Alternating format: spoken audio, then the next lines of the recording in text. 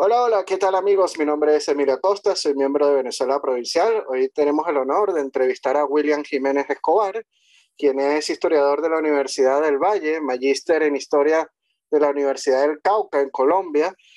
Fue profesor del Departamento de Historia de la misma universidad y actualmente está adelantando estudios de doctorado en historia en la Universidad Nacional de Colombia en su sede de Bogotá. Se ha centrado en el estudio de la ciencia desde la cultura y la sociedad en la provincia de Popayán entre la segunda mitad del siglo XVIII y la primera mitad del siglo XIX, adentrándose en el complejo campo de la filosofía natural, así como sus significados y prácticas en la sociedad hispánica de lo que actualmente se conoce como el suroccidente colombiano. Actualmente, William se encuentra investigando en estos momentos para un libro sobre ciencia y la ilustración en la monarquía hispánica del siglo XVIII. Y el día de hoy estaremos conversando sobre José Celestino Mutis y la ilustración en la Nueva Granada. Así que sin más, bienvenido una vez más a Venezuela Provincial, William. Emilio, ¿cómo estás? Muchas gracias y gracias a todos los seguidores de tu portal que me parece muy al lugar en estos tiempos que están corriendo tanto en aspectos actuales y también en la forma como estamos viendo la historia. Así es, William. Bueno, hay que decir, William, que la Real Expedición Botánica del Nuevo Reino de Granada fue realizada, como hemos bien dicho al principio, por José Celestino Mutis, ¿no? Durante el reinado de Carlos III, y se inició oficialmente en 1783 y se prolongó durante 34 años, en lo que abarcó unos 8.000 kilómetros del actual territorio colombiano, ¿no? En torno al río Magdalena, y fue la más dilatada en el tiempo de entre las que organizó la corona española Ujú. durante los siglos XVIII y XIX, y formó a toda una generación de naturalistas y botánicos criollos, ¿no? Entre los que destacaron Eloy Valenzuela, Sinforoso Muti, Francisco Antonio Sea, entre otros, ¿no? Y bueno, principalmente también no nos olvidemos de Francisco José de Caldas. La expedición tuvo dos sedes, entre 1783 y 1791 se localizó en Mariquita, cerca de las Real Minas de Santa Ana, hasta que en 1792 pues, se trasladó a Santa Fe de Bogotá, ¿no? Donde la muerte de Mutis en 1808 contaba con lo sorprendió, ¿no? Y contaba con una nómina de 35 personas. Las labores expedicionarias serían continuadas por sus discípulos hasta 1816, que, bueno, empieza todo este caos de la guerra de la independencia asolando sobre todo a Bogotá. Pero bueno, primero, antes que nada, William, háblanos de su hacedor, de José Celestino Mutis. ¿Quién era? Bueno, no, pues nada, gracias por la pregunta. Bueno, creo que uno para poder entender los alcances que tuvo la expedición botánica, que debo decir que fue una entre las tres expediciones botánicas que se hicieron en América, pero como tú muy bien lo dices, fue la más larga, se debe sobre todo a este director, primer director y digamos que fundador del proyecto expedicionario que fue José Celestino Mutis. José Celestino Mutis, como muy bien lo dices, fue un sacerdote y médico español originario de Cádiz que tuvo formación en una escuela médica, que creo que alguna vez lo mencionamos, que no tiene para mí la importancia que se le suele tener cuando hablamos de historia de la ciencia y de la medicina en el mundo hispánico, y es la Academia de Cirugía y Medicina de Cádiz, un centro, digamos, de estudio, de investigación y de creación de saber médico y sobre todo el relacionado con la cirugía, en la cual estudió sacerdote y posteriormente naturalista eh, de formación que fue José Celestino Mutis.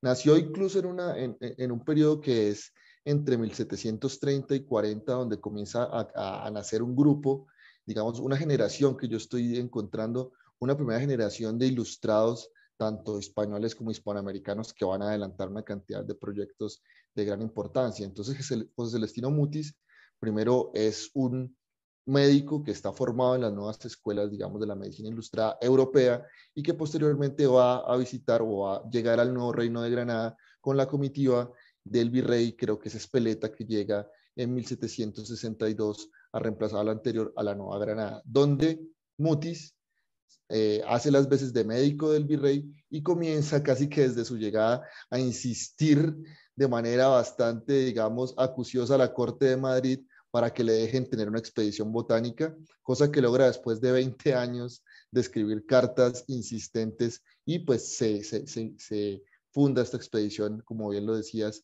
en 1783 en Santa Fe de Bogotá, después de la que se había hecho primero en el Perú a cargo de Ruiz y Pavón, perdón, de Ruiz y de su, digamos, acompañante Pavón en Perú entre 1777 y 1788.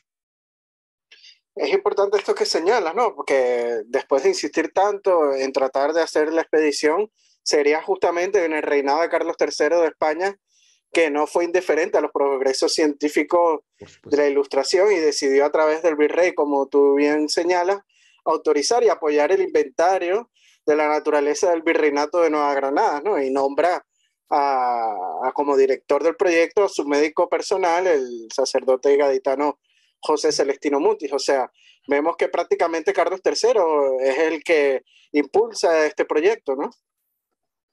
Sí, tienes toda la razón. Incluso como te venía contando, no es la primera, digamos, en los territorios americanos de la corona española. Ya venían, digamos, otras expediciones y quería, digamos, anotar que el apoyo de la corona va a ser muy importante, va a tener sus propias rentas y va a contar, digamos, también con una parte que a mí me parece muy importante dentro de lo que yo trabajo, es un dinero que estaba establecido para llevar, o más bien para traer libros desde Europa para hacer una biblioteca botánica que estuvo, debo decirlo, al nivel mundial. Incluso creo que la biblioteca, el fondo que todavía tenemos y se conserva acá en Bogotá, en la Biblioteca Nacional de Mutis, en aspectos botánicos era incluso más importante que las bibliotecas de otros botánicos españoles, como Cabanilles y otros que incluso hicieron las veces de directores del Real Jardín Botánico. O sea que a nivel mundial esa biblioteca estuvo conformada por el apoyo, digamos, monetario que le presentó la corona. Así es. Pero hay que decir algo importante, William. Ya en 1762 se había inaugurado la cátedra de matemáticas del Colegio Mayor del Rosario en Santa Fe, ¿no? En Bogotá. Y Sí, con sí. el objetivo, según las propias palabras de Mutis, lo cito, propagar las ciencias matemáticas y físicas con la importante mira de habilitar a la juventud en sus estudios filosóficos.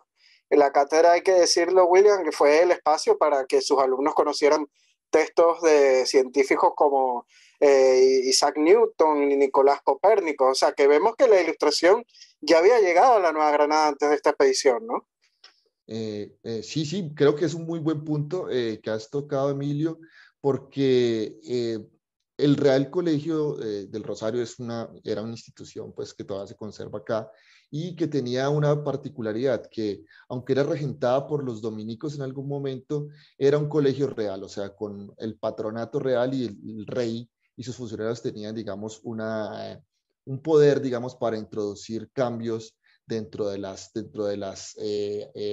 materias que se dictaban que no tenían otro tipo de colegios en tanto en Bogotá, bueno, en Santa Fe en ese periodo o en otras partes del virreinato de la Nueva Granada. Una cosa que va a ser muy importante y creo que lo toques es crucial luego de la expulsión de los jesuitas de la mayoría de los territorios de Carlos III, precisamente, ya que los colegios y todas las instituciones que pertenecían o eran regentadas por estos clérigos pasaron a manos reales y en muchas partes pasaron a manos de funcionarios que tenían un profundo corte ilustrado, ¿no? Y eso lo vamos a ver en los programas de estudio, en las materias que van a estudiar, en los libros y en los nuevos, digamos, conocimientos que van a entrar y posteriormente en cómo estos estudiantes que se formaron en esa primera ilustración hispanoamericana van a ser parte de los proyectos ilustrados y de las expediciones interiores, ¿no? Digamos, locales que se van a presentar dentro de ellos las expediciones botánicas, que fue una de los aristas de las expediciones del Imperio Español y de, pues, digamos, de sus dominios en este periodo,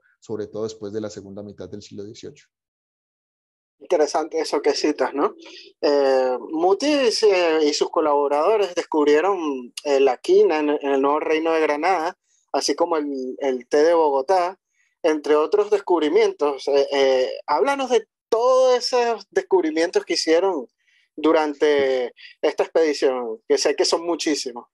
No, no, claro que sí, Emilio, pero podríamos decir algunos muy importantes y quisiera también empezar con estas realidades históricas que a veces se nos escapan, y es que la mayoría de estos descubrimientos nunca fueron publicados.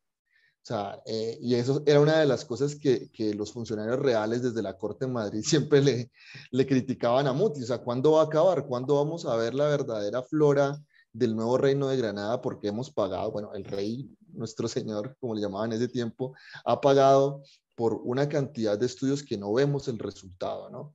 Entonces, lo que sabemos es a partir de los estudios que han hecho ya los historiadores y los biólogos, los botánicos y otra serie de expertos, a partir de lo que quedó conservado en el Real Jardín Botánico de Madrid, ¿no? Y todas las publicaciones que hay son, digamos, posteriores al fallecimiento de José Celestino Mutis.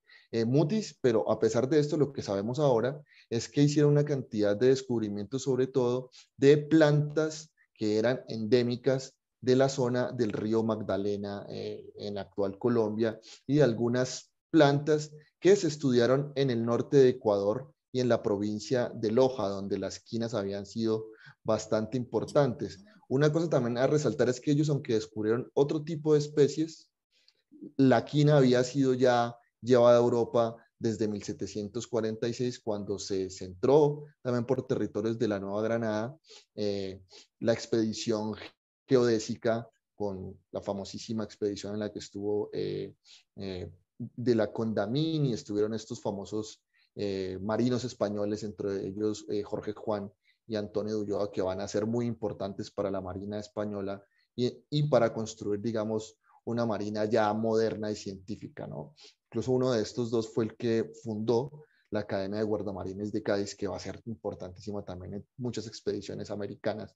Veremos después la expedición de Malaspina y de Félix de Azara, cuando estuvo siendo parte de las expediciones de límites con Portugal, más o menos hacia 1780. Entonces, los descubrimientos que eran previos y que no se publicaron van a ser sobre todo en el descubrimiento de plantas, pero una de las cosas que se le reconoce mucho a esta expedición posteriormente es la vertiente artística también, ¿no? O sea, la expedición real, la expedición botánica del Nuevo Reino de Granada, fue más que una expedición científica que produjo textos académicos, fue una expedición más, uno lo podría llamar, iconográfica. O sea, la gran parte, digamos, de los resultados van a ser la expresión gráfica de las plantas, las flores, bueno, y todo lo que se estudió, digamos, en este periodo, sobre todo, como tú mencionabas, en esa primera etapa del Valle del Magdalena, luego de Santa Fe, y con los corresponsales que comenzaban a formar, incluido Francisco José de Caldas, que fue el que se encargó de hacer la parte botánica de la Real Audiencia de Quito. Es importante porque gracias a esta expedición se llegaron a formar muchísimos criollos, como Caldas en este caso. ¿Cuál crees que fue el impacto que dejó en la Nueva Granada esta expedición? Fue grandísimo. Además, agregaría, fue la escuela en la cual llegaron conocimientos que estaban a la orden del día en Europa. Y un punto, digamos, que uno conoce, que uno podría mencionar, Emilio, desde el punto de vista científico, es que todos los criollos que entraron a participar como ya fuera como corresponsales, como inspectores, donde se fueron como naturalistas mismos recogiendo las plantas, o algunos haciendo trabajos geográficos y astronómicos, como el encargado de la parte astronómica de la expedición, que fue Francisco José de Caldas, también mineralógicos. No se menciona mucho, pero Mutis fue un aficionado también muy grande a la mineralogía. Además, tú lo mencionaste, tenía minas y estaba también Sí, que de muy hecho al interesado. principio él lo que quería era estudiar las minas. Exactamente. Y logró precisamente que trajeran a la Nueva Granada una expedición de expertos en mineralogía que eran alemanes, y que llegara uno de los dos famosos de Lullar, también expertos en mineralogía españoles, que enviaron a estudiar a Suecia y Alemania los nuevos conocimientos de metalurgia y mineralogía, que los pusieron en práctica y que además descubrieron minerales en el Nuevo Reino de Granada. Por lo menos Fausto de Lullar descubrió el tungsteno y su hermano descubrió en la Nueva España el vanadio. O sea que fueron expedicionarios que estuvieron en el Nuevo Reino de Granada gracias también al trabajo que uno podría mencionar como de logística y de conexiones que logró Mutis en la corte, además que les prometió muchas cosas, ¿no? Que es otro punto de vista que hay que mencionar de la ilustración. Hay una perspectiva de la ciencia como un beneficio, digamos, del saber al mundo, a la humanidad, pero también había una perspectiva bastante utilitarista. Es, si conseguimos buenas quinas, podemos hacernos muy buenos, no sé, cultivos y venderlas a muy buen precio en Europa. Más por eso las expediciones botánicas se establecieron en zonas tropicales o equinocciales, como les llamaban ellos en ese periodo, donde había productos que se podían vender en Europa muy bien debido a que allá no se podían cultivar de la manera como se hacían acá, digamos, en estos entornos de los dominios españoles en esta zona tórrida. Sí, eso es muy importante lo que señalas, ¿no? Porque la monarquía hispánica desarrolla las ciencias para poder también desarrollar económicamente no solo la metrópoli, porque lo vemos también en sus provincias de ultramar llevando a cabo todas estas expediciones, porque al desarrollar toda esta serie, no solo botánica, sino minera, pues también desarrolla en los pueblos en donde se encuentran. Una de las grandes obras de la expedición fue la fundación del Observatorio Astronómico de Santa Fe de Bogotá, ¿no, William? Y uno de Exactamente. los primeros, hay que decirlo, de América. Tecnología que no había llegado incluso a los Estados Unidos de Norteamérica en aquel momento. Es Y cierto. tengo que hablar de su historia porque es muy importante. Y quiero decirte que Mutis estableció este observatorio como, como consolidar los estudios realizados durante la expedición botánica en el Nuevo Reino de Granada. Y una vez inaugurado, se destinó al encuentro de pensadores de la época para impulsar las ciencias de los territorios hispanoamericanos. Y el observatorio inició su construcción el 24 de mayo de 1802 con los diseños del arquitecto capuchino Fray Domingo de Petres, y la obra se concluyó el 20 de agosto de 1803. Mutis nombró como responsable al abogado y científico, como tú bien has dicho, Francisco José de Caldas, que comenzó a realizar observaciones astronómicas a partir de diciembre de 1805. Y en diciembre de 1814, hay que decirlo muy bien, el general Simón Bolívar tomó por asalto a Santa Fe de Bogotá, llegando sus tropas a saquear el observatorio, el cual fue destrozado con todos sus instrumentos dentro, con los documentos, y los libros fueron reducidos prácticamente a cenizas. Y hay que decir que duró aproximadamente 48 horas este saqueo de Bogotá, ¿no? La ciudad fue dada al más espantoso destrozo, saqueo, por 2.000 desenfrenados patriotas, entre comillas, ¿no? Además, tomaron prisionero a Benedicto Domínguez, quien estaba a cargo del observatorio. Y los documentos que sobrevivieron al saqueo, algo muy importante, fueron puestos bajo protección y enviados a España por el general don Pablo Morillo en 1817, cuando retomó el control de Bogotá. O sea que la casi totalidad de los documentos de la expedición botánica, entre ellos la gran obra iconográfica, fueron inventariados y destinados al Real Jardín Botánico de Madrid, donde aún se conserva un pequeño porcentaje de esta colección que fue trasladado a la Real Academia de Historia de España en el año 1889. Pero luego de la Guerra de Independencia hubo un freno en la actividad del observatorio y del financiamiento de las ciencias, llegando una época muy complicada y oscura, donde el avance de las ciencias era muy lento o casi inexistente. No solo en Colombia, William, también lo vemos en Venezuela. ¿Crees que hubo un retroceso en la investigación científica luego de las independencias? Eh, bueno, Emilio, creo que es una pregunta muy interesante y que a veces por ciertos sesgos ideológicos es difícil de contestar de manera, digamos, científica, ya que estamos hablando del tema. Bueno, hay una cosa que hay que decir es que después de 1816 o después de 1816 hasta 1819, el Estado colombiano y las instituciones se van a ver abogados o abocados a gastar todos los esfuerzos en mantener la guerra entre, pues digamos, contra los realistas que se están todavía manteniendo en suelo en ese periodo, digamos, neogranadino y posteriormente colombiano.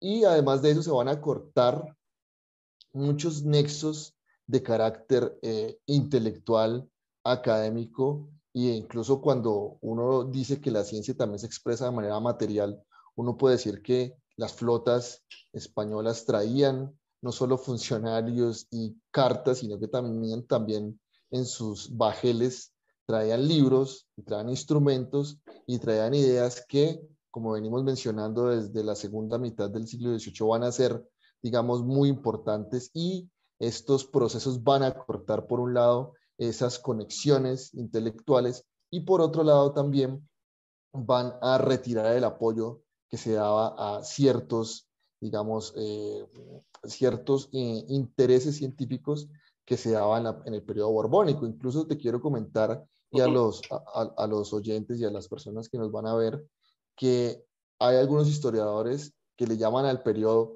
posterior a la independencia, en que las instituciones intentaron de nuevo montar el sistema, digamos, de interés por las ciencias, y todas las instituciones le llaman a ese periodo una especie de resurgir neoborbónico, incluso le llaman proyectos neoborbónicos, que en realidad no fue mejorar, sino intentar mantener o de alguna manera revivir algo de lo que venía, digamos, avanzando en la segunda mitad del siglo XVIII, con este interés científico tanto por la monarquía, que es una cosa muy interesante porque se dio una conjunción de varios intereses, ¿no? De la monarquía como tal, de los funcionarios que querían entrar a sus provincias y a sus virreinatos dentro de las nuevas ideas de la ilustración, y también los habitantes, digamos, locales, ¿no? Que querían un progreso económico y social que se lo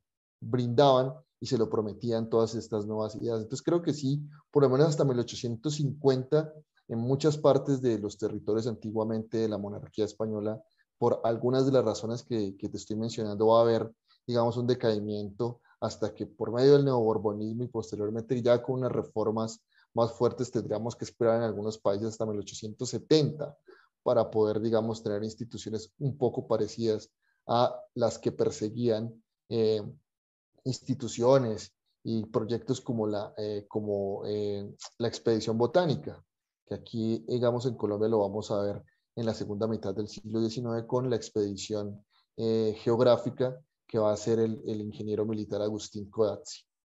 Sí, que de hecho Codazzi también estuvo en Venezuela, ¿no? Haciendo todos estos estudios y Claro que sí. realizando planos y mapas por toda la geografía venezolana y colombiana en aquel momento, pero digamos que el siglo XIX fue un siglo perdido porque con todas las revoluciones y con todas las guerras pues no se pudo pues mantener toda esta actividad científica por medio de las instituciones que habían fundado durante la época virreinal, pues la monarquía hispánica, ¿no? Y quería preguntarte, ¿crees que esta expedición revolucionó no solo a la Nueva Granada, sino a la historia científica española? Sí, Emilio, estoy totalmente de acuerdo con que sí. Incluso ahora que me hiciste la pregunta de cuáles fueron unos de los principales logros, yo pues hablé de un logro, digamos, social, que fue la formación de estos criollos, que al final terminaron muchos de ellos participando en el proceso de independencia, pero también de un grupo de pintores que venían de clases menos afortunadas para este periodo. Vamos a tener mulatos, mestizos e indígenas incluso, haciendo parte de una escuela que era más artística que científica, que se fundó en Santa Fe para poder expresar, digamos, de la manera tan bella en la que lo terminaron haciendo. Uno lo ve las publicaciones que hay, y cuando tiene uno la posibilidad de ir al Real Jardín Botánico de Madrid, cosa que pude hacer en esta corta estadía que tuve, uno ve la calidad artística que tienen estas láminas. También hay que decirlo que hicieron un cambio no solo por esa parte, sino también científico. No todos saben, pero en este periodo la ciencia botánica tenía, o sea, todavía tenía varios sistemas de clasificación que se estaban peleando a nivel científico. Uno de ellos era el de Carl Linneo, que es el sistema artificial, que es el que todavía de alguna manera se conservan en la disciplina botánica y zoológica, y el de Tournefort, que era un científico francés que había creado un sistema más natural, le llamaban ellos, de clasificación. Una de las cosas que va a hacer es que esta expedición botánica va a ayudar a reafirmar en España el triunfo, digamos ya definitivo, del sistema de Linneo para clasificar las plantas y los animales, cosa que va a pasar en el resto de Europa. Incluso los franceses, que han sido siempre tan nacionalistas en estos casos, van a terminar adoptando el sistema de Linneo. Y mira, creo que no es descabellado decir que en la Nueva Granada se dio, digamos, un caldo de cultivo de experimentación para que se diera, digamos, un acuerdo entre escuelas científicas con lo que se estaba haciendo aquí en otras partes del Imperio Español, para que el sistema lineano fuera el que al final triunfara, digamos, en el mundo académico y científico de la historia natural y de la botánica. Ahora que nombraste a los criollos y al Real Jardín Botánico de Madrid, hay que decir que uno de los directores fue un criollo, Sea, ¿no?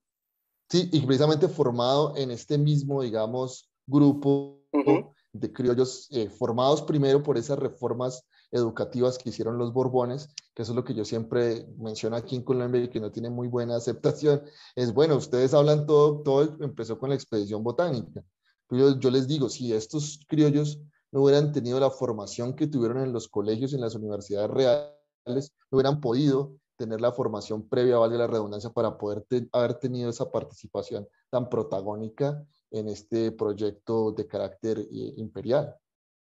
No, y algo muy interesante, esto también derrumba el mito de que a los criollos se les discriminaban, porque nada más y nada menos que un criollo como director del Real Jardín Botánico en Madrid, en España, ¿no? En la metrópoli. Así que Exactamente. otro mito derrumbado, que también tenemos muchos otros ejemplos, pero bueno, eso sería como para otro podcast, ¿no? Y sabes algo, William, algo que yo admiro de Colombia, es como se le ha rendido homenaje a Mutis, ¿no?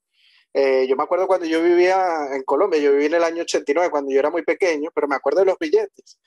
Y Sí, en el claro. billete de 200 pesos aparecía Muti, siquiera un billete verde, y hablaba sobre esta expedición botánica, algo que de verdad que yo echo mucho de menos en Venezuela, porque en Venezuela casi que la historia se centra solamente en la guerra de independencia y Bolívar y todos estos procesos, entre comillas, ¿no?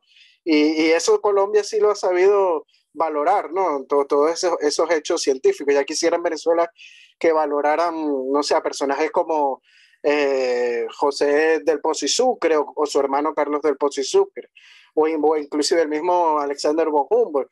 ¿Qué nos tienes que decir al respecto de este tema, de cómo se manejea a Mutis y a su expedición en Colombia el día Ah, de hoy? bueno, creo que esa pregunta también es muy interesante para centrarnos en el presente. Creo que hay se puede decir, revisión de la postura que se ha tenido sobre estos procesos, y lo que mencionas es muy cierto. No solo teníamos ese billete, sino que el jardín botánico que tenemos en Bogotá se llama José Celestino Mutis. Hay instituciones de corte universitario que se encargan del estudio científico, sobre todo en el ámbito de la botánica y de la biología, que tienen nombres como Alexander von Humboldt. Incluso hace poco se han hecho exposiciones sobre ese legado bibliográfico, como te mencionaba, y se está, digamos, dando un papel muy importante a la ciencia. Bueno, utilicemos un término para no decir siempre colonial, monárquica, o el periodo monárquico, O y virreinal, y sobre o todo en la virreinal. Nueva Granada, ¿no? Que fue un Por virreinal. supuesto, por supuesto, ese término está muy al lugar. Todos los esfuerzos virreinales que se hicieron, y reconociéndose que no todo empezó con la independencia, que como todo proceso histórico hay que mirarlo de una manera a veces un poco desprendida de tanto sentimentalismo, y decir, bueno, los procesos no responden a los intereses que nosotros quisiéramos ahora, sino que se dieron en el momento con lo que las personas tenían a la mano para responder. Y hay que reconocer que el proyecto científico de explotación y de conocimiento de la naturaleza fue un proyecto que empezó con estos intereses borbónicos. Y ya que estamos hablando de Venezuela, Me parece muy importante mencionar también la expedición al Orinoco, Ujú. en esa serie de expediciones que se Sí, hicieron de límites con con José Solano y portugueses. Bote como al frente de esta exposición, de esta Exactamente. expedición. Y ahí estaría muy importante mencionar a Peter Loveling, que es un También. botánico sueco enviado por Linneo, que va a ser la primera, este sí publicó, hay que decirlo, Ujú. la Que murió en primera Guayana, por flor, cierto. sí, exactamente, murió pasando un río, creo allá. Sí, no, con las enfermedades, le pegó esas Exacto, enfermedades tropicales de la selva. que precisamente por eso era tan importante la quina, porque era un febrífugo muy importante con el cual los europeos pudieron adentrarse en las expediciones del siglo XIX. Por ejemplo, sin la quina que se extrajo en estas expediciones, el colonialismo europeo del siglo XIX no hubiera sido exitoso en África, eso hay que decirlo. Otra cosa para decir la importancia que tuvo esta zona del mundo y sus científicos para cambiar la historia global, ¿no? Y en esta expedición, Loveling publicó su flora del Orinoco con una explicación y una descripción ya lineana. Y va a ser también muy importante para el éxito que va a tener a futuro, digamos, en la ciencia universal. El Orinoco y esto que se publicó pues siguiendo esos enormes ríos que nos separan y nos unen a Venezuela y a Colombia. Así es, éramos el mismo territorio y bueno, cosas de la política, después nos separamos, pero seguimos manteniendo esos lazos culturales, que es lo más importante de todo, William. Bueno, estamos ya llegando al final de este podcast, de verdad, como siempre, William, un placer charlar contigo de estos temas científicos que tanto se olvidan en la historiografía oficial y bueno, sabes que Venezuela Provincial es tu casa, siempre para hablar de estos temas, esperamos en el futuro Por supuesto volver que a sí. contar con tu presencia en nuestro canal y las cámaras de Venezuela Provincial son todas tuyas para despedirte de nuestra audiencia. Bueno, Emilio, gracias. La verdad comparto la misma emoción de estar aquí. Creo que lo mencioné la última vez que tuve la oportunidad, bueno, la última y la primera que estuve por este medio, de la posibilidad que permite el diálogo tan abierto que se presenta contigo y con la audiencia, cosas que para académicos como yo es muy valiosa, salirse de esa rigurosidad y lo acartonado que suele estar el medio académico. Entonces, para mí es también un placer y espero que me sigan invitando y bueno, yo con lo que pueda colaborar en este gran esfuerzo que tienes y que tienen tus colaboradores para compartir la historia de de nuestra Hispanoamérica, pues hombre, encantado y nada, un saludo a todos y espero estar por acá pronto. Así es, Willy. Bueno, para nosotros será siempre un honor tenerte como invitado a nuestro canal de Venezuela Provincial. Seguro que pronto te volveremos a contar con tu presencia. Y bueno, también recordarles a nuestra audiencia que si les gustó este video, puede darle me gusta y compartirlo para así llegar a más público. También recordarles a aquellos que quieran seguirnos a través de las redes sociales, lo pueden hacer a través de Instagram y de Facebook en las cuentas de Venezuela Provincial. Si quieren ser mecenas de nuestro proyecto de investigación histórica, pueden hacerlo a través del Patreon de Venezuela Provincial. Y bueno, aprovechamos para mandarle un saludo a nuestros mecenas, como lo son Ángel Suárez, Gabriela Arrieta, Juan Cristóbal García y Alberto Gil Martínez. Así que bueno, William, te mando un fuerte abrazo hasta la hermana República de Colombia y hasta la próxima. Claro que sí, igual, un saludo. Un saludo, adiós.